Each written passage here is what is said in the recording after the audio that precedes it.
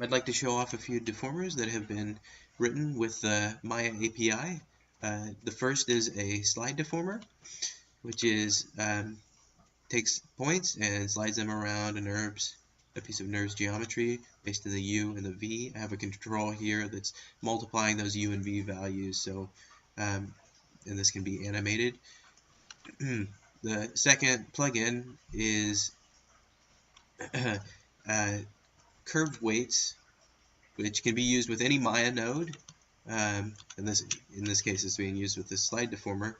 You see here that there's been a very nice fall off with the upper lip. It collapses very quickly, and so what I can do here is go in and very quickly adjust that fall off to have it be more broad, and also adjust the other end of that spectrum so you can have more or less collapsing in the lip volume. And then you see maybe the lip is a little bit sharp. It's not nice and round. So we can go in and actually adjust the curve that takes care of the shape. This is all real time, so we can get nice quick feedback. And animators can actually sit down with the rigging artist and go over the shapes that they need in real time. That's very important to me. You can also, of course, add in different shapes and things like that, or add in extra points, make the shapes more complicated, things like that. Now, all of these controls that I have here in the rig have been created procedurally and actually placed procedurally, and the curve weights that they have are generated based on an algorithm that I've written. And so by default you get some decent stuff, but it's not perfect. So obviously you need to come in and change that. And you can see here, one thing that I've done is I've added in an extra secondary deformer. It's a curve deformer that I've written, and it actually orients the points to that curve. And you can see here it's getting really sharp, and so maybe we don't want that to be so sharp in this case. And so what I can do is, this also has the curve weights. What I can do is adjust the fall off for that, and maybe say I don't want any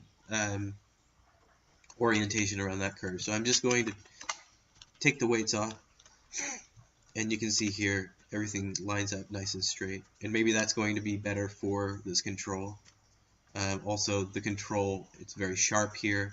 So what we can do is go in and change the animation curve to have a nice bell shape, or whatever the animator likes. Now, at any point in time, any of these controls can be selected, and I've written a utility that will convert them into hand weights. So you just press a button, and then you get a weight map. You can go into paint mode, and you can paint those weights out. There are also, for each thing, there are also override weights for each anim curve. So you can do some additive, subtractive, multiply type weights on top of these animation curve weights, because sometimes it's a good idea to leave them live, be able to adjust the curve, but have a little bit of hand tweaked weighting in there. I'd also like to talk about another deformer that we're using for optimization. Maya doesn't handle, it's very difficult to isolate points in Maya and tell just those points to deform. Because when you access the MFN mesh, you're going to usually get the entire thing, and it's very difficult to say I'm just interested in these points and I don't want to know anything about the rest of them. So what I've done is written a deformer that takes meshes like this and allows you to do whatever you want with them, and then it'll plug it back into the main mesh. And so you can actually have it almost like a ghost, where you don't even notice that it's there. It is there, but you don't notice it because it's deforming right on top of the mesh that it's driving.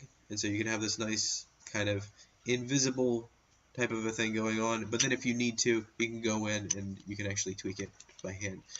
and lots of the face has been split up this way. It actually works like a deformer, in that like a deformer stack, in that you can actually stack the lips on top of the jaw, and then the jaw on top of the rest of the face, or the brows, or whatever have you. And as long as you stack them in the appropriate deformation order, you're going to get